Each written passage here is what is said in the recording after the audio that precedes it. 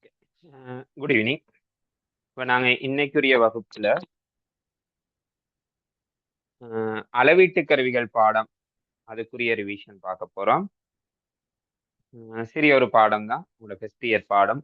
முதலாவதே பெரும்பாலும் முதல் பாடம் இதை தான் படிச்சிருப்பீங்க. பாப்போம், இந்த பாடத்துல கொஞ்சம் ரிவிஷன் பார்த்துட்டு அதுக்கப்புறம் கேள்வி பேப்பர் ஒன்று அனுப்பி வச்சிருந்தேன். அந்த கேள்வி பேப்பரையும் அதுக்கு இந்த ரிவிஷன் பார்த்து முடிய செய்யும். சரியா?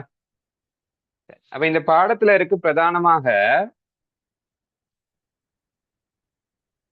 சில அளவீடு, அதாவது அடிப்படை அளவீடுகள் இருக்கு தானே. நீளம், திணிவு, நேரம், இதுதான் அடிப்படை அளவீடுகள். ஏன்னா இந்த அடிப்படை கணியங்களை அளக்கிறதுக்கான அளவீட்டு கருவிகள் தான் இந்த பாடத்துல உங்களுக்கு இருக்கு. ஓகே, அப்ப நாங்க அடிப்படை கணியங்களை அளக்கிறதுக்கான அளவீட்டு கருவிகள் இந்த பாருங்க. இதுல முதல் நாளும் நோட்ஸ் உங்களுக்கு அனுப்பி வச்சிருக்கேன். முதல் நாளும் நீளத்தை அளப்பதற்கான அளவீட்டு கருவிகள். சரியா? முதல் நாளும் எதுக்குரியது? நீளத்தை அளப்பதற்கான அளவீட்டு கருவி. சரிதானே? அடுத்த ரெண்டும் திணிவை அளப்பதற்கான அளவீட்டு கருவிகள். திணிவு அளக்கப்படும். அடுத்தது நேரத்தை அளக்கிறதுக்கான அளவீட்டு கருவி. அப்ப நீளத்தை அளக்கிறதுக்கு உங்களோட சிலபஸ் படி 4 கருவிகள்: மீட்டர் கோல், வேனியர், நுண்மானி, நகரம், நுணுக்கு காட்டி. இதுல நீங்க பிரதானமா 3 தான் தெரிஞ்சு வச்சிருக்கணும். இந்த 3 எது? வேனியர், நுண்மானி, நகரம், நுணுக்கு காட்டி. இதுல தான் அதிக கேள்வி வராது. மீட்டர் கோல்ல பெருசா கேள்விகள் வாரது இல்ல. மீட்டர் கோல்ல பெருசா கேள்விகள் வராது. அடுத்து திணிவை அளக்கிறதுக்கான அளவீட்டு கருவிகள்ல 3 கோல் தராசுல தான் கேள்விகள் வரலாம். அது பெரிய அளவு கேள்விகள்ல. அடுத்து நிறுத்தற் கடிகாரத்திலையும் பெரிய அளவு கேள்விகள் வராது, வர வாய்ப்புகள் குறைவு. சரிதானே? அந்த விதத்துல பாருங்க. சரியா? நீங்க மீட்டர் கோல்ல தெரிஞ்சு வச்சிருக்க வேண்டியது, மீட்டர் கோல்ல 0 தொடக்கம் 100 சென்டிமீட்டர் வரை அளக்கலாம். அதாவது 1 மீட்டர் தானே மீட்டர் கோல் அளக்கலாம். 0 தொடக்கம் 100 சென்டிமீட்டர் வரை அளக்கலாம். என்ன? அடுத்து வேனியர்ல 0 தொடக்கம் 20 சென்டிமீட்டர், 20 சென்டிமீட்டர் வரை அளக்கலாம். நுண்மானில 0 தொடக்கம் 2.5 தான் அளக்கலாம். நகரம் நுணுக்கு காட்டில 0 தொடக்கம் 15 சென்டிமீட்டர் அளக்கலாம். சரியா? அடுத்து 3 கோல் தராசுல திணிவேனா 2610 கிராம் வரையும் அளக்கலாம். அப்ப இதுகெல்லாம் பெருசா வீச்சு தெரிஞ்சிருக்கணும்னு அவசியம் இல்லை. அடுத்து இழிவெண்ணிக்கை. இது அன்னளவான இழிவெண்ணிக்கை தான், கேள்விகளை பொறுத்து மாறும். மீட்டர் கோலுக்கு 1 மில்லிமீட்டர், வேனியருக்கு 0.1, நுண்மானிக்கு 0.01 மில்லிமீட்டர், நகரும் நுணுக்கு காட்டிக்கும் அதே தான். 3 கோல் தராசு இழிவெண்ணிக்கை 0.1 கிராம். ஓகே, இலத்திரனியல் தராசுக்கு 0.01 கிராம். நிறுத்தற்கடிகாரத்துக்கு இழிவெண்ணிக்கை 0.01 செகண்ட். ஓகே, சரி. அப்ப அந்த விஷயங்கள் நீங்க தெரிஞ்சு வச்சிருக்கணும். பொதுவா இந்த பாடத்துல நாங்க நீளம் அளக்கிறது தான் பிரதானம். அப்ப நீளம் அளக்குள்ள மில்லி மீட்டர்லயே கதைச்சு பழகும். தேவைப்பட்டா மட்டும் சென்டிமீட்டருக்கு மாத்திக்கொள்வோம். தேவைப்பட்டா மட்டும் சென்டிமீட்டர், மற்றபடி மில்லி மீட்டர்லயே கதைச்சு பழக போறோம். இப்ப பாருங்க, இத பார்த்துட்டு வருவான். இழிவெண்ணிக்கை அப்படின்னா என்ன? அப்ப இழிவெண்ணிக்கை அப்படின்னு சொல்லப்படுறது ஒரு அளவீட்டு கருவியால் அளக்கக்கூடிய மிக சிறிய அளவீடு தான் இழிவெண்ணிக்கை. மேல அந்த ஒவ்வொரு அளவீட்டு கருவிக்கும் இழிவெண்ணிக்கை பார்த்தோம் தானே. அந்த கருவியால் அளக்கக்கூடிய மிக சிறிய அளவீட்டை தான் நாங்க இழிவெண்ணிக்கை அப்படின்னு கலப்போம். ஓகே, சரி. அடுத்து பார்க்க போறோம் பாருங்க. இரண்டு வலுக்கள், அதாவது பின்னவலு, சதவீத வலு. இது பின்னவலுவுக்கான சமன்பாடு. இழிவெண்ணிக்கையின் கீழ் பொருளின் வாசிப்பு. சதவீத வலுன்றது இழிவெண்ணிக்கையின் கீழ் பொருளின் வாசிப்பு தர 100. இது சதவீத வலுவுக்கான சமன்பாடு. நான் பிறகு அந்த எக்ஸாம் பேப்பர் செய்யக்கூட இது சார்ந்த கேள்விகள் செய்துட்டு போவேன். நீங்க பிராக்டிஸுக்காக இந்த கேள்விகள் பாருங்க, இந்த டியூட் அனுப்பி வச்சிருப்பேன் உங்களுக்கு. சரி, இந்த கேள்வி எல்லாம் செய்து பாருங்க. சரிதானே? பாருங்க, இந்த இங்க கொடுக்கப்பட்டிருக்க விஷயம் என்னன்னா, ஒரு அளவீட்டு கருவியை பயன்படுத்தி அளக்கக்குள்ள நாங்க முன்னுக்கு சதவீத வலுன்னு ஒண்ணு கழிச்சோம் தானே. அந்த சதவீத வலுவோட பெருமானம் ஒரு வீதத்தை விட கூடக்கூடாது. ஒரு வீதத்தை விட கூடிட்டா அந்த அளவீட்டு கருவியை அளக்கிறதுக்கு அந்த கருவி பொருத்தமற்ற கருவி. அப்ப அது ஒரு முக்கியமான சொற்பது. ஒரு அளவீட்டு கருவியை பயன்படுத்தி சதவீத வலு அளக்கக்குள்ள எதை விட கூடக்கூடாது, ஒரு வீதத்தை விட கூடக்கூடாது அப்படின்றத ஞாபகம் வச்சு கொள்ளுங்க. சரிதானே? அப்ப அந்த விதத்துல நீங்க பாத்தீங்களா இருந்தா 10 சென்டிமீட்டரை விட 10 சென்டிமீட்டரை விட குறைவான ஒரு நீளத்தை மீட்டர் கோலை பயன்படுத்தி அளக்கக்குள்ள சதவீத வலு ஒன்னை விட கூடிரும். சரியா? அதனால மீட்டர் கோலால 10 சென்டிமீட்டரை விட குறைவான நீளங்களை அளக்க கூடாது. அப்ப மீட்டர் கோலால் அளக்கக்கூடாதுன்னா வேறொரு கருவிக்கு போகணும் தானே. அந்த கருவி தான் வேனியர் இடிக்குமானி. சரிதானே? ஓகே, பாருங்க வேனியர் இடிக்குமானி தொடர்பா பார்ப்போம். முதலிட பகுதிகளை பார்த்துட்டு வருவோம். இந்த ஒண்ணுன்னு கொடுக்கப்பட்டிருக்கு. அந்த ஒண்ணுன்னு கொடுக்கப்பட்டிருக்கிறது புறத்தாடை எதற்கு பயன்படும்னா வெளிவிட்டங்கள் அளக்க. அடுத்து 2ன்னு கொடுக்கப்பட்டிருக்கிறது அகத்தாடை உள்விட்டங்கள் அளக்க பயன்படும். அடுத்து இந்த இருக்கு 3, இது ஆழம் அளக்கும் கோல். 3 ஆழம் அளக்கும் கோல். ஆழங்கள் உயரங்கள் அளக்க பயன்படும். சரிதானே? 4 சரி 4ன்னு வரும். திருகாணி வரணும் இந்த இடத்துல என்னதான் திருகாணி. இதை நான் 4ன்னு போட்டுக்கொள்றேன். சரியா? 4 திருகாணி. அது இந்த வேனியரை நகர்த்துறதுக்கு பயன்படும். அடுத்து சில்லு 5, அதுவும் நகர்த்துறதுக்கு தான். சரி, திருகாணி வந்து டைட் பண்ணி வச்சிருக்கிறதுக்கு, திருகாணி டைட் பண்றதுக்கு இந்த இங்க உள்ள சில்லு, இந்த சில்லு வந்து நகர்த்துறதுக்கு பயன்படும், வேனியரை நகர்த்துறது.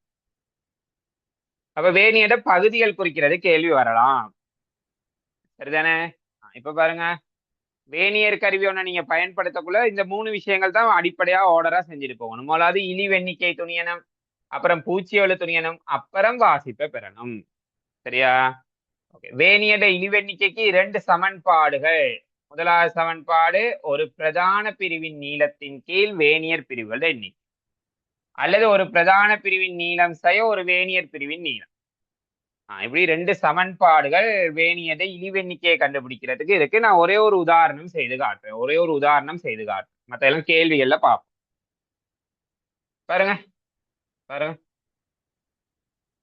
சரியா? மேல உள்ளதுதான் பிரதான பிரிவு. பிரதான பிரிவுல ஒரு பிரதான பிரிவிட நீளம் நீங்க பார்த்தா, ஒரு பிரதான பிரிவிட நீளத்தை நீங்க பார்த்தா அது வரும் 1 மில்லிமீட்டர். வேனியர் பிரிவு எத்தனை இருக்கு? 10 தானே. பாருங்க, இழிவெண்ணிக்கை லீஸ்ட் கவுண்ட், ஒரு பிரதான பிரிவின் நீளம் 1 மில்லிமீட்டர். 10 வேனியர் பிரிவு இருக்கு. அப்ப 1 10ஆல பிரிச்ச ஆன்சர் 0.1 மில்லிமீட்டர். 1 10ஆல பிரிக்க 0.1 மில்லி. அப்ப இப்படிதான் இழிவெண்ணிக்கை நாங்க காணும். சரியா? அடுத்து பாப்போம். அப்ப இந்த நிறைய படங்கள் கொடுத்திருக்கு, அதுல நீங்க இழிவெண்ணிக்கை காண ட்ரை பண்ணணும். என்னென்ன இருக்குன்றதான் சொல்லிட்டு போறேன். இது தொடர்பா இந்த டியூட் தொடர்பா நான் விளங்கப்படுத்தி வீடியோஸ் போட்டிருக்கேன். சரியா? நீங்க யூடியூப் சேனல்ல போயிட்டு சரியா இந்த பிளேலிஸ்ட்ல அளவீட்டு கருவிகள்னு ஒண்ணு இருக்கும், அதுக்குள்ள போய் பாப்பீங்களாக இருந்தா இதுக்கான வீடியோஸ் இருக்கும். ஒவ்வொரு கேள்வியும் தெளிவா விளங்கப்படுத்தி இருப்பேன். 2வது கான்செப்ட் பாருங்க, பூச்சிய வலு. ஓகே, அப்ப ஒரு வேனியட இந்த தாடைகளை இப்படி ஒன்னோட ஒண்ணு தொட செய்யக்குள்ள பிரதான அளவிடையிட பூச்சியமும் வேனியர் அளவிடையிட பூச்சியமும் இப்படி ஒரே நேரா இருந்தா அது பூச்சியோலி அற்ற கருவி. சரிதானே? இப்ப பாருங்க, தாடைகளை ஒன்னோட ஒண்ணுக்கு தொட செய்யக்குள்ள இந்த 2 பூச்சியமும் ஒரே நேர்கோட்டுல இல்லையே.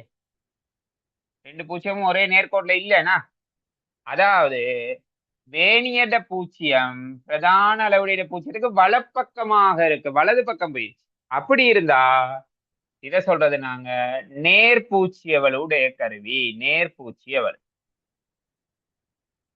அந்த நேர்பூச்சியவளோட பெருமானம் காண்றதுக்கு சமன்பாடு வேனியரின் பொருந்தும் பிரிவு தர இழிவெண்ணி. இப்ப பாருங்க, இதுல வேணியோட பொருந்துற பிரிவு பாத்தீங்களா இருந்தா இந்த மூணாவது பிரிவு தானே மேல உள்ளதோட ஒரே நேர்கோட்டுல பொருந்தது. அப்ப பொருந்தும் பிரிவு 3. இந்த கருவிட இழிவெண்ணிக்கை 0.1. அப்ப பெருக்குங்க ஆன்சர் 0.3 மில்லிமீட்டர். சரிதானே? அப்ப இது நேர்பூச்சியவள். அடுத்து நேர்பூச்சியவளுடைய கருவியை பயன்படுத்தி ஒரு பொருளோட வாசிப்பை எடுத்தா, நேர்பூச்சியவளுடைய கருவியை பயன்படுத்தி ஒரு பொருளோட வாசிப்பு எடுத்தா அந்த பொருளோட உண்மையான வாசிப்புக்கான நீங்க நேர்பூச்சியவளோட பெருமானத்தை கழிக்கணும். சரியா? பொருளோட உண்மையான வாசிப்புக்கான நேர்பூச்சியவளுவின் பெருமானம் கழிக்கப்படல் வேண்டும். சரி. நேர்பூச்சியவளு ஏற்பட்டதுக்குரிய காரணம் இந்த தாடைகளுக்கு இடையில துருப்பிடிக்கிறது. தாடைகளுக்கு இடையில துருப்பிடிக்கிறதாலதான் நேர்பூச்சியவளு ஏற்படும். அடுத்து பாருங்க மறைப்பூச்சியவளு. மறைப்பூச்சியவளு இந்த தாடைகளை இப்படி தாடைகளை தொட செய்யக்குள்ள பிரதான அளவுடைய பூச்சியத்துக்கு இடது பக்கமாக வேனியர் அளவுடைய பூச்சியம் காணப்பட்டா அது மறைப்பூச்சியலுடைய கருவி. இந்த மறைப்பூச்சியலுடைய பெருமானம் எப்படி காண்றதுன்னா வேனியர் பிரிவுகள் எண்ணிக்கை பாருங்க. மொத்தம் எத்தனை வேனியர் பிரிவு இருக்கு? 10 தானே. அந்த 10ல பாருங்க மேல உள்ளதோட பொருந்துறது இந்த இதுதான் பொருந்தது. அதாவது 4வது பிரிவு பொருந்தது. அந்த பொருந்தும் பிரிவை கழிச்சிட்டு இழிவெண்ணிக்கையால பெருக்கணும். அப்ப ஆன்சர் 0.6 மில்லிமீட்டர். இதுதான் மறைப்பூச்சியலுக்குரிய ஆன்சர். இது ஏன் ஏற்படுதுன்னா தாடைகளுக்கு இடையில தேய்வடைகிறதால மறைப்பூச்சியொலி ஏற்படுது. ஏற்படுது. அப்ப அது சார்ந்த கேள்விகள் இருக்கு. இந்த கேள்விகளுக்குரிய விளக்கம் இந்த யூடியூப் வீடியோல பார்த்துக்கணும். பாருங்க 3வது பொருள் ஒன்னுட வாசிப்பை பெறுறது. பொருள் ஒன்னுட வாசிப்பு எப்படி எடுக்கிறது? வேணியரை பயன்படுத்தி எப்படி வாசிப்பு எடுக்கிறது? அதுல பாருங்க இதுதான் வேணியட 0 என்ன. இந்த வேணியட 0க்கு முன்னுக்குள்ள பிரதான அளவுடைனா இந்த இதுதான் அந்த முன்னுக்குள்ள பிரதான அளவுடை. அது எவ்வளவுன்னு பெஸ்டா பார்க்கணும். பாருங்க அது எவ்வளவுன்னு பாக்குறதுக்கு உங்களுக்கு தெரியும். இது 30 மில்லிமீட்டர். அப்ப இது 31 மில்லிமீட்டர். சரிதானே? 31 மில்லிமீட்டர். வேணியட பொருந்தும் பிரிவு பாருங்க. எத்தனையாவது வேணியர் பிரிவு பொருந்ததுன்னு? 1 2 3 4 5வது பொருந்தது. அப்ப பொருந்தும் பிரிவு 5 தர கருவியிட இழிவெண்ணிக்கை 0.1. அப்ப ஆன்சர் 31.5 மில்லிமீட்டர். இப்படிதான் வாசிப்புகள் நாங்க எடுப்போம். சரியா? அப்ப நாங்க என்னென்ன படிச்சிருக்கணும் அப்படின்றத மீட்டர் செய்துட்டு தான் போறேன். சரி. அப்ப நேர்பூச்சிகள்னா கூட்டணும், மறைப்பூச்சிகள்னா கழிக்கணும். ஏன்னா பாருங்க இந்த கேள்வி என்ன சொல்றாங்கன்னு சொல்லி ஒரு கருவியிட இழிவெண்ணிக்கை 0.1 மில்லிமீட்டராம். 0.1 மில்லிமீட்டர். இந்த கருவியை பயன்படுத்தி ஒரு பொருளுக்கு 4 வாசிப்பு எடுத்திருக்காங்க. இந்த 4 வாசிப்புல சராசரி வாசிப்பு என்னன்னு கேட்கிறாங்க. அப்ப சராசரி வாசிப்புனா இந்த 4 வாசிப்பையும் கூட்டுங்க. கூட்டி பாருங்க 80.6ன்னு வரும். 80.6. அப்ப சராசரிக்கான இந்த 80.6 4ஆல பிரிங்க. 4 தானே வாசிப்பு இருந்துச்சு. அப்ப 4ஆல பிரிச்ச ஆன்சர் 20.15. இப்ப என்ன பிரச்சனைனா கருவியிட இழிவெண்ணிக்கை முதலாம் தசம் தானே. அப்ப முதலாம் தசமதானத்துல இழிவெண்ணிக்கை உடைய ஒரு கருவியை பயன்படுத்தி நீங்க ரீடிங்ஸ் எடுத்தா அந்த வாசிப்பும் முதலாம் தசமதானத்துல தான் எழுதணும். அப்ப நீங்க 20.15 2ஆம் தசமதானத்துல போட்டா பிழை. சரியா? அப்ப இத முதலாம் தசமதானத்துக்கு மட்டம் தட்டணும். அப்ப இந்த 5 மட்டம் தட்டி விட்டா இத சராசரி வாசிப்பு 20.2. சராசரி வாசிப்பு 20.2. இந்த கேள்வியும் அதே தான். சராசரி வாசிப்பு காணும். ஆனா இங்க இழிவெண்ணிக்கை 2ஆம் தசமதானத்துல தானே இருக்கு. அப்ப நீங்க ஆன்சரும் 2ஆம் தசமதானத்துக்கு கொடுக்கணும். அதே நேரத்துல 2ஆம் தசமதானத்துல 5 மடங்காக இருக்கணும். 5 மடங்கு. இழிவெண்ணிக்கை எத்தனையாம் தசமதானத்துல இருக்கோ அந்த தானத்துல தான் ஆன்சர் கொடுக்கணும். சரி பாருங்க இந்த கேள்வியும் பார்த்துட்டு போவோம். 0.01 மில்லிமீட்டர் இழிவெண்ணிக்கையுடைய வேனியர் கருவியை பயன்படுத்தி பெற முடியாத வாசிப்பு எது? பெற முடியாத வாசிப்பு எது? பாப்பா, முதலாவது இந்த சென்டிமீட்டர்ல இருக்கிறத மில்லி மீட்டருக்கு மாத்துனா 24.12 மில்லிமீட்டர். பாருங்க, ஆன்சர் 2ஆம் தசமதானம். என்ன இழிவெண்ணிக்கையும் 2, ஆன்சரும் 2. அப்ப பெறலாம். 2ஆவதும் 2ஆம் தசமதானம் மில்லிமீட்டர்லயே இருக்கே, பெறலாம். 3ஆவது பெற முடியாது. ஏன் 3ஆவது பெற முடியாது? 3ஆம் தசமதானத்துல கொடுத்திருக்காங்க. 3ஆம் தசமதானம் கருவியிட இழிவெண்ணிக்கை 2 தசமதானம் தானே, இப்ப விடையும் 2ல தான் வரணும். 3 வரைக்கும் போகிறார், அதனால 3ஆவது ஆன்சர் வராது. 4ஆவதுல பாருங்க, சென்டிமீட்டர்ல இருக்கு, அதை மில்லி மீட்டருக்கு மாத்துறேன். 201.211 மில்லிமீட்டர். இதுல பாருங்க, இதுலயும் 3ஆம் தசமதானம். அப்ப 3ஆம் தசமதானத்துல ஆன்சர் பெற இயலாது. சரியா? இப்ப மில்லி மீட்டர்ல வச்சே கேள்விகள் நாங்க யோசிக்கணும். மில்லி மீட்டர்ல வச்சே கேள்விகள் யோசிச்சு கொள்ளணும். சரிதானே? ஓகே, இதை சார்ந்த கேள்விதான் கீழையும் இருக்கு. அடுத்த கருவி பாருங்க, நுண்மானி திருகு கணிச்சி. நுண்மானி திருகு கணிச்சி. இதுல உள்ள பகுதிகளை நான் முதலாவது சொல்றேன். இதுல உள்ள பகுதிகள், இந்த இடம், இந்த இடத்துக்கு பெயர் சொல்லுவாங்க. இந்த பகுதிக்கு பெயர் பட்டடை. பட்டடை. அடுத்து இதுக்கு பெயர் சொல்றது கதிர்கோள். கதிர்கோள். சரிதானே? இதுக்குரிய பெயர் யூ வடிவ சட்டம். யூ வடிவ சட்டம். சரிதானே? அடுத்து இதுல உள்ள இந்த பகுதிக்கு பெயர் திருகு. திருகு. ஓகே, அடுத்தது இந்த பகுதியை நாங்க சொல்றது சரியா? இதுல உள்ள இந்த அளவுடையை நாங்க சொல்லுவோம் பிரதான அளவுடை. பிரதான அளவுடை. இந்த அளவுடைய சொல்றது வட்ட அளவுடை. வட்ட அளவுடை. அடுத்து இந்த பகுதிக்கு சொல்றது தீத்தாள் தலை. தீத்தாள் தலை. சரியா? அடுத்து இந்த பகுதிக்கு பேர் நாங்க சொல்றது தீத்தாள். தீத்தாள்.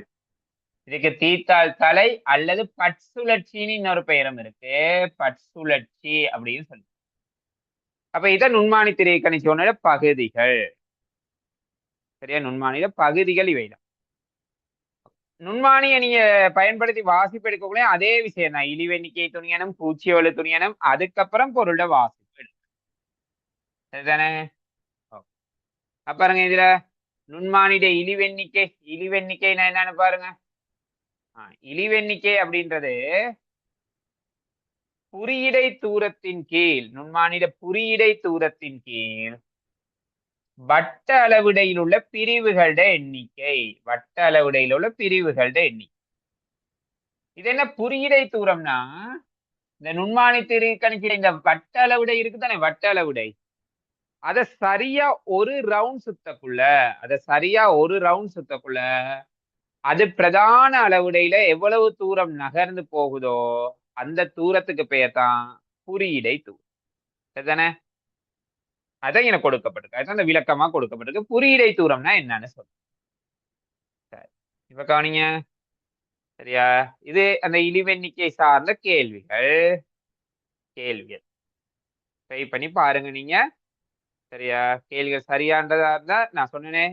சரியா? எதுல பிளேலிஸ்ட்ல போயிட்டு அளவீட்டு கருவிகள்னு பாடம் இருக்கு, அதுல இந்த கேள்விகள் நான் செய்து பரிபூரணமா, சரியா, ரொம்ப நுணுக்கமா அதெல்லாம் விளங்கப்படுத்தி இருப்பேன். அந்த இடத்துல கொஞ்சம் போயிட்டு பாருங்க. சரி, இதுலயும் பாருங்க, நேர்பூச்சியவலு மறைப்பூச்சியவலுன்னு கன்செப்ட் இருக்கு. நேர்பூச்சியவலு மறைப்பூச்சியவலுன்ற கன்செப்ட் இருக்கு. பொதுவா ஒரு நுண்மானி திரை கணிச்சிட இழிவெண்ணிக்கை காணணும், அந்த சமன்பாடுல தான் காணணும். சரியா? பெரும்பாலும் நுண்மானி ஒன்னுடைய இழிவெண்ணிக்கை இதுதான் ஆன்சர் வரும். 0.01 மில்லிமீட்டர். இதான் நுண்மானி ஒன்று இழிவெண்ணிக்கைக்குரிய ஆன்சர். இப்ப கவனிங்க, இந்த பிரதான அளவுடையில 0 இருக்கு தானே, அந்த 0 கண்ணுக்கு தெரிந்தா அது நேர்பூச்சிய வரும். இந்த ரெண்டாவது படத்துல உள்ள மாதிரி பிரதான அளவுடைய 0 பாருங்க மறைஞ்சு தானே இருக்கு, தெரியவே இல்லையே. அப்ப அது மறைப்பூச்சிய வரும். அப்ப நேர்பூச்சியோடு காண்றதுக்கு சமன்பாடு வட்ட அளவுடைய பொருந்தும் பிரிவு. இந்த கோட்டோட வட்ட அளவுடைய எத்தனாவது பிரிவு பொருந்துன்னு பாருங்க. 1 2 3ஆவதுனா 3 தர கருவீட இழிவெண்ணிக்கை 0.01.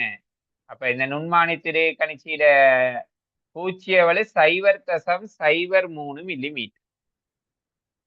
அடுத்து பாருங்க மறைப்பூச்சியவளுக்கான என்ன செய்யணுமா இருந்தா வட்ட அளவுடையில மொத்தம் எத்தனை அளவுடை இருக்குன்னு பாருங்க. இதுல பாத்தீங்களா இருந்தா வட்ட அளவுடையில மொத்தம் 50 இருக்கு. அந்த 50ல இருந்து இந்த பொருந்தும் பிரிவு 48வது பிரிவு பொருந்தது, அதை கழிக்கிறேன். கழிச்சிட்டு இழிவெண்ணிக்கையால பெருக்கிறேன். அப்ப மறைப்பூச்சியவளுக்குரிய ஆன்சர் 0.02 மில்லிமீட்டர். ஓகே, முதல் மாதிரி தான். நேர்பூச்சியவள் நான் கழிக்கணும், மறைப்பூச்சியவள் நான் கூட்டணும். சரி, அடுத்து பாருங்க. நுண்மானியை பயன்படுத்தி வாசிப்பொண்ணு எடுக்கக்குள்ள எப்படி வாசிப்பொண்ணு எடுக்கிறதுன்னு சொல்லி, நுண்மானியில எப்படி ஒரு பொருளோட வாசிப்பு எடுக்கிறது பாருங்க. இந்த வட்ட அளவுடைக்கு முன்னால இருக்க பிரதான அளவுடை இது 5 மில்லிமீட்டர். என்ன அப்ப இத சொல்லுவீங்க 5.5. இது 5.5 பிளஸ் பொருந்தும் பிரிவு 42வது பிரிவு பொருந்தது தர கருவீட இழிவெண்ணிக்கை 0.01. அப்ப 5.5ஐயும் 0.42ஐயும் கூட்டணும். கூட்ட ஆன்சர் 5.92 மில்லிமீட்டர். 5.92 மில்லிமீட்டர். சரிதானே? வேணியில வாசிப்பு எடுத்த மாதிரி தான் கிட்டத்தட்ட இங்கேயும் நீங்க வாசிப்புகள் எடுத்துக்கொள்ளணும்.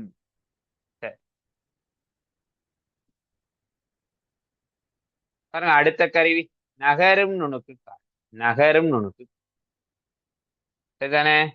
இதான் ஒரு நகரும் நுணுக்கு. நான் உங்களுக்கு நகரும் நுணுக்கு காட்டிய இன்னொரு படத்துல இல்ல இதுலயே பார்த்துட்டு போவோமே. சரியா? அப்ப பாருங்க, இந்த நகரும் நோக்கு காட்டிட பகுதிகள் இந்த அமைப்பை தான் நாங்க நுணுக்கு காட்டி அப்படின்னு சொல்லுவோம். இந்த அமைப்புக்கு பெயர் தான் நுணுக்கு காட்டி. ஓகே, நுணுக்கு காட்டி சின்ன பொருட்களை பெரிதாக்கி காட்டு. இந்த நுணுக்கு காட்டில மேல உள்ளது வந்து கண் வில்லை, ஐ பீஸ் அப்படின்னு சொல்லுவாங்க. கண் வில்லை. கீழே உள்ளது பொருள் வில்லை.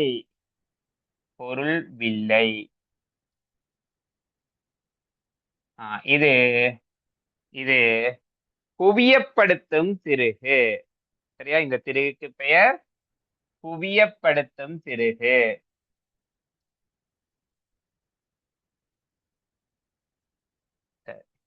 அடுத்து இந்த இது வந்து கிடை செப்பமாக்கும் திருகுகள். இந்த ரெண்டுமே கிடை செப்பமாக்குற திருகு. அடுத்து இந்த திருகு, இது வந்து நகரும் நுணுக்கு காட்டிய கிடையாக அசைக்கிறதுக்கு பயன்படுற திருகு. அடுத்து மேல உள்ள இந்த திருகு, மேல உள்ளது, அது நகரும் நுணுக்கு காட்டியை நிலைக்குத்தாக அசைக்கிறதுக்கு பயன்படுற திருகு. சரிதானே? அடுத்து நகரும் நுணுக்கு காட்டில நீங்க ஒரு எளிய வில்லை வச்சிருப்பாங்க. எளிய வில்லை. அடுத்து இதுல ரெண்டு வேணியர் இருக்கும். இந்த இங்கன ஒரு வேணியர், அங்கன உள்ள அந்த வேணியருக்கு பெயர் நிலைக்குத்து வேணியர். அதே மாதிரி இதுல ஒரு வேணியர் இருக்கும், அதை நாங்க சொல்றது கிடை வேணியர் அப்படின்னு சொல்றோம். பொதுவா இந்த ரப்பர் குழாய் இருக்குதானே, ரப்பர் குழாய வேணியட தாடைகளுக்கு இடையில வச்சா நசுங்கிடும். நுண்மானிலையும் ரப்பர் குழாயில விட்டா மழக்க இயலாது. அப்ப இந்த மாதிரி நசுங்கக்கூடிய, அதை சொல்ல விகாரம் அடைகிற பொருட்கள்னு சொல்லி, அல்லது உருமாற்றம் அடைகிற பொருட்கள்னு கதை. அப்ப அந்த மாதிரி உருமாற்றம் அடையக்கூடிய ரப்பர் குழாய் போன்ற பொருட்களோட விட்டத்தை அளக்கிறதுக்கு இந்த நகரும் நுணுக்கு காட்டியை பயன்படுத்தி கொள்வோம். சரிதானே? அதே நேரத்துல மயிர்த்துளை குழாய், மயிர்த்துளை குழாய் அது என்ன? மயிர்த்துளை குழாய்னா சிறியோர் அந்த ஊசி போன்ற துளை இருக்கு. அந்த துளையிட விட்டத்தை அளக்க நுண்மானி பொருத்தம் இல்லை. அப்ப அந்த சிறிய துளையிட விட்டத்தை அளக்கிறதுக்கு நகரும் நுணுக்கு காட்டிய பயன்படுத்தி கொள்ளலாம். சரிதானே? இதெல்லாம் நகரும் நுணுக்கு காட்டிய பயன்பாடு. சரி. அப்ப நகரும் நுணுக்கு காட்டிய எப்படி பயன்படுத்தணும் அப்படின்ற விஷயம் எல்லாம் இதுல கொடுக்கப்பட்டிருக்கு.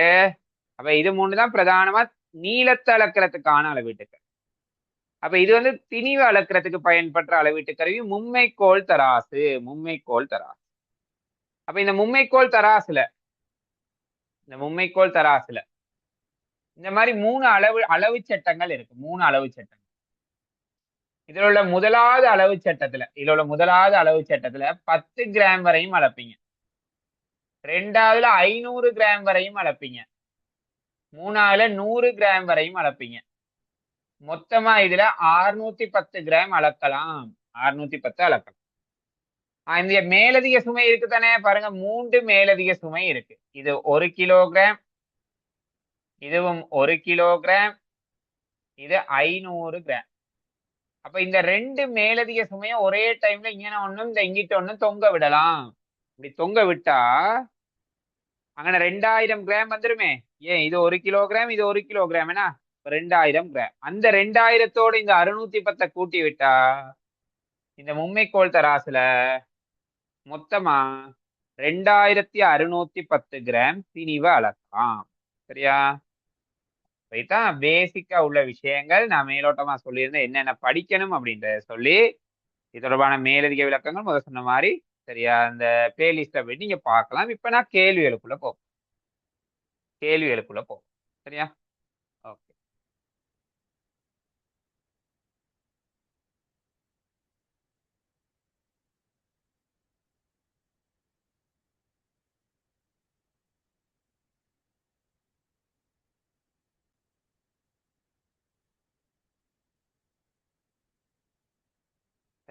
பாருங்க, முதலாவது கேள்வி. ரப்பர் குழாய் ஒன்னுட உள்விட்டத்தை அளக்க மிகவும் பொருத்தமானது. ரப்பர் குழாயினே வந்துட்டா வேற கதைக்கே இடம் இல்லை. ரப்பர் குழாயின் வந்துட்டா நகரும் நுணுக்கு காட்டி. சரியா? ரப்பர் குழாய் ஒன்று உள்விட்டத்தை அளக்க மிகவும் பொருத்தமான கருவி நகரும் நுணுக்கு காட்டி. அடுத்து ரெண்டாவது கேள்வி பாருங்க. ரெண்டாவது கேள்வியா, வேனியர் இடுக்கிமானி ஒன்றினது பிரதான பிரிவு ஒன்றின் நீளம் 1 மில்லிமீட்டராம். ஒரு பிரதான பிரிவுட நீளம் 1 மில்லிமீட்டர் ஆவதுடன் 9 பிரதான பிரிவுகள் 10 வேனியர் பிரிவுகளுடன் பொருந்துமாறு கருவி ஆக்கப்பட்டுள்ளது எனில் கருவியின் வேனியர் பிரிப்பொன்றினது நீளம். கேள்வி பாருங்க, வேனியர் பிரிவு, ஒரு வேனியர் பிரிவிட நீளம். அப்ப பாருங்க, 10 வேனியர் பிரிவு 9 பிரதான பிரிவோட பொருந்தது தானே. ஒரு பிரதான பிரிவின் நீளம் 1 மில்லிமீட்டர்னா 9 பிரதான பிரிவின் நீளம் 9 மில்லிமீட்டர். அப்ப நான் கடைசி முடிவு 10 வேனியர் பிரிவிட நீளம் 9 மில்லிமீட்டர். அப்ப ஒரு வேனியர் பிரிவிட நீளம் 9/10. 9 10ஆல பிரிங்க, 0.9 மில்லிமீட்டர். 0.9 மில்லிமீட்டர். சரிதானே? அடுத்து பாருங்க, மூணாவது கேள்வி. 0.5 மீட்டர் நீளத்தை அளப்பதற்கு 0.5 அப்ப 1/2 மீட்டர், அதாவது 50 சென்டிமீட்டர். இந்த நீளத்தை அளக்கிறதுக்கு ஆய்வு கூடத்துல பயன்படுத்தக்கூடிய அளவீட்டு கருவி எதுன்னு கேட்கிறான். வேனியரால 20 விட கூட 20 சென்டிமீட்டரை விட கூடுதலான நீளம் அளக்கலாம். நுண்மானியால 2.5 சென்டிமீட்டரை விட கூடுதலானது அளக்கலாம். அப்ப இது 50 சென்டிமீட்டர் வரையும் இருக்குத்தானே. அப்ப 50 சென்டிமீட்டர் வரையும் அளக்கக்கூடிய ஒரே கருவி மீட்டர் கோல் தான். மீட்டர் கோலால மட்டும்தான் 50 சென்டிமீட்டர் வரை அளக்கலாம். அடுத்து பாருங்க, நாலாவது கேள்வி. நுண்மானி திருகணிச்சி ஒன்றின் பிரதான பிரிவு ஒன்றின் நீளம் 1 மில்லிமீட்டர் ஆவதுடன் வட்ட அளவு திட்டம் இரு முழு தடவை சுற்றும் போது பிரதான அளவுடையில் நகர்ந்த தூரம் ஒரு பிரிவு நகருது. சரிதானே? ஒரு பிரிவு நகருது. எனில் இந்த கருவியில குறியீடை தூரம் என்ன? குறியீடை தூரம் என்ன? குறியீடை தூரம்னா வட்ட அளவுடைய ஒரு முழு தடவை சுத்தக்குள்ள அது பிரதான அளவுடை மீது நகர்ந்த தூரம் தான் குறியீடை. அப்ப பாருங்க, இங்க சொல்றாங்க வட்ட அளவுடைய 2 முழு தடவை சுத்தக்குள்ள. சரிதானே? வட்ட அளவுடைய 2 முழு தடவை சுத்தக்குள்ள அது பிரதான அளவுடையில ஒரு பிரிவு நகருது. அதாவது ஒரு பிரிவுன்றது எத்தனை மில்லிமீட்டர்? ஒரு பிரிவு தான் 1 மில்லிமீட்டர் தானே? அப்ப 2 தடவை சுத்தக்குள்ள 1 மில்லிமீட்டர் போயிருந்தா ஒரு தடவை சுத்தக்குள்ள 0.5 மில்லிமீட்டர் தானே போகும். அப்ப ஒரு தடவை சுத்தக்குள்ள எவ்வளவு தூரம் போச்சோ அதுதான் குறியீடை தூரம். அப்ப குறியீடை தூரத்துக்கு ஆன்சர் 0.5. சரியா? குறியீடை தூரத்துக்குரிய ஆன்சர் 0.5 மில்லிமீட்டர். ஓகே, அடுத்து பாருங்க, அடுத்த கேள்வி. அருகில் தரப்பட்டுள்ள பொருளின் வாசிப்பு யாது? என தரப்பட்டிருக்க இந்த பொருளோட வாசிப்பு என்ன? அப்ப வாசிப்பு எடுக்கிறது. இதுக்கு முன்னால உள்ள இந்த அளவுடை எவ்வளவுன்னு பார்க்க போறோம். அதுக்கு முன்னால உள்ள அந்த அளவுடை எவ்வளவுன்னு உங்களுக்கு தெரியும். இந்த இது 1 மில்லிமீட்டர், 2, 3. அப்ப இது 3.5 3.5 பிளஸ் பொருந்துற பிரிவு பாருங்க 0, 1, 2. சரியா? 2க்கும் 3க்கும் இடையில உள்ள ஒரு பிரிவு பொருந்தது. அது கிட்டத்தட்ட 3க்கு கிட்ட இருக்கு. அப்ப 3 தர 0.01. அப்ப ஆன்சர் 3.53 மில்லிமீட்டர். 3.53 மில்லிமீட்டர். சரியா? அடுத்த கேள்வியை பாருங்க. ஆய்வு கூடத்தில் ரசாயன பொருட்களோட திணிவை நுணுக்கமாக அளக்க பயன்படுத்தப்படும் உபகரணம் எது? திணிவை அளக்கிறதுக்கு பயன்படுற உபகரணம் தராசு தானே? அப்ப ரசாயன பொருட்களோட திணிவுனா ரொம்ப சின்னது. ஏன்னா அதுக்கு மும்மைக்கோள் தராசு வராது. இலத்திரனியல் தராசுல தான் மிக சிறிய திணிவுகளை துல்லியமா அளக்கலாம். இலத்திரனியல் தராசு. பொதுவா கெமிஸ்ட்ரி எப்படி எல்லாம் இந்த இலத்திரனியல் தராசு தான் பயன்படுத்துவாங்க.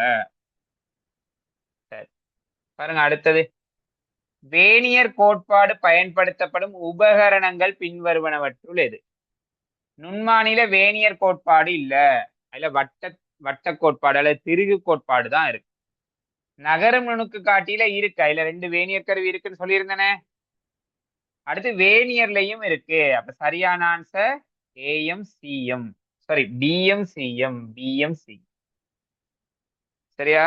நுண்மானில வேனியர் கோட்பாடு இல்ல, நுண்மானில திருகு கோட்பாடு அல்லது வட்ட அளவுடை திட்ட கோட்பாடுன்னு தான் சொல்லுவாங்க. எட்டாவது பாருங்க, எட்டாவது. மும்மைக்கோள் தராசு ஒன்றினால் அளக்கக்கூடிய அதிகூடிய வாசிப்பு. அப்ப அதிகூடியது 2610 கிராம். சரியா?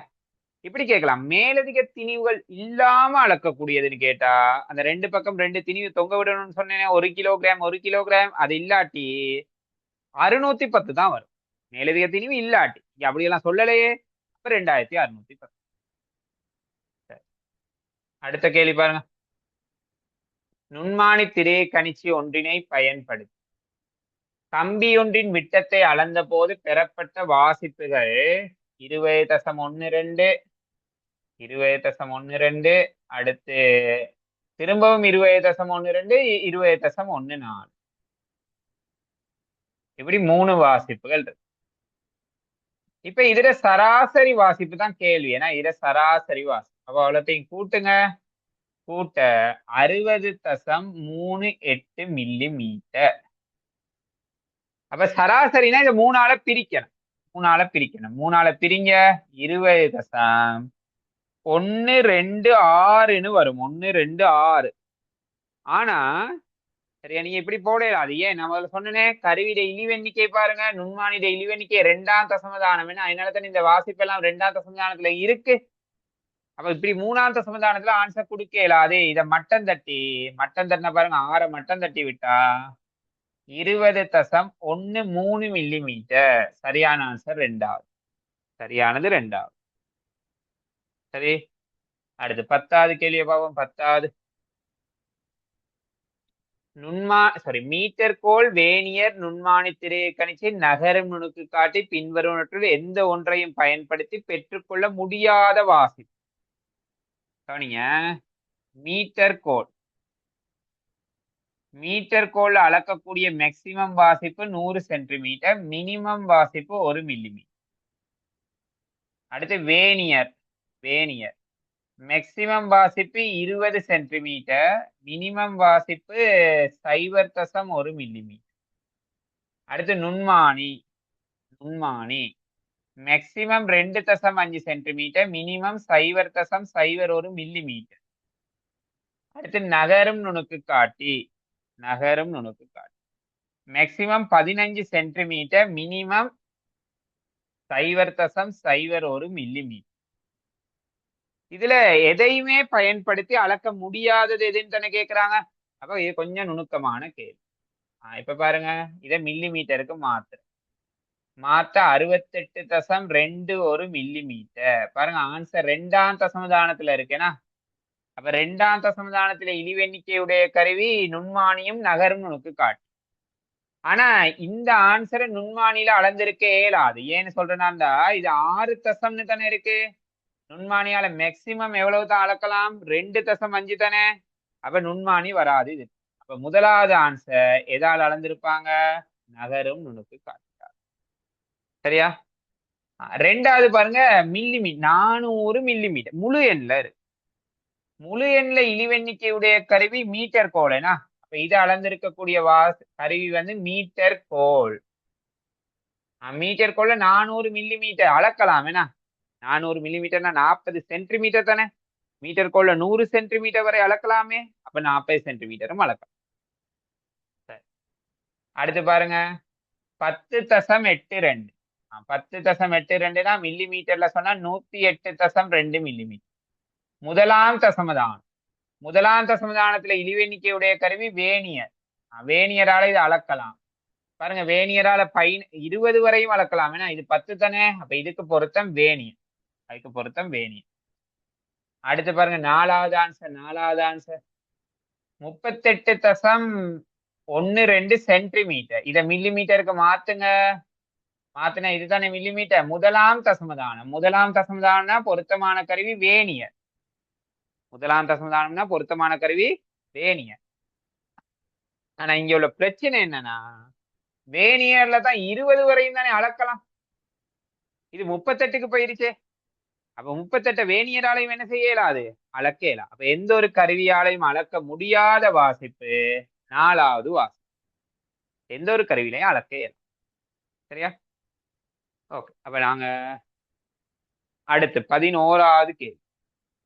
11. அருகில் தரப்பட்டுள்ள உபகரணத்துல வாசிப்பெண். சரியா? பாருங்க, வேணியட 0க்கு முன்னால உள்ள பிரதான அளவுடை 52 மில்லிமீட்டர். பொருந்துற பிரிவு 4வது பிரிவு பொருந்தது. தர கருவிட இழிவெண்ணிக்கை 0.1. ஆகவே ஆன்சர் 52.4 மில்லிமீட்டர். இத சென்டிமீட்டருக்கு மாத்தினா 5.24 சென்டிமீட்டர். 5.24 சென்டிமீட்டர் சரியானது. அடுத்த கேள்வியும் பார்த்துலாம். இதுல உள்ள சதவீத வலு. சதவீத வலுக்கு சமன்பாடு வாசிப்பின் மேல் இழிவெண்ணிக்கை வேணியருக்கு போடுவீங்க 0.1 மில்லிமீட்டர். தர 100ன்னு வரும். சரியா? அப்ப இது போடக்குள்ள மேலே கீழே ஒரே அழகு இருக்கான்றதை செக் பண்ணி கொள்ளணும். இந்த கேள்வியோட இருக்கட்டும். அப்ப அடுத்த கேள்வி பார்க்கும் போது லெஃப்ட் ஆயிட்டு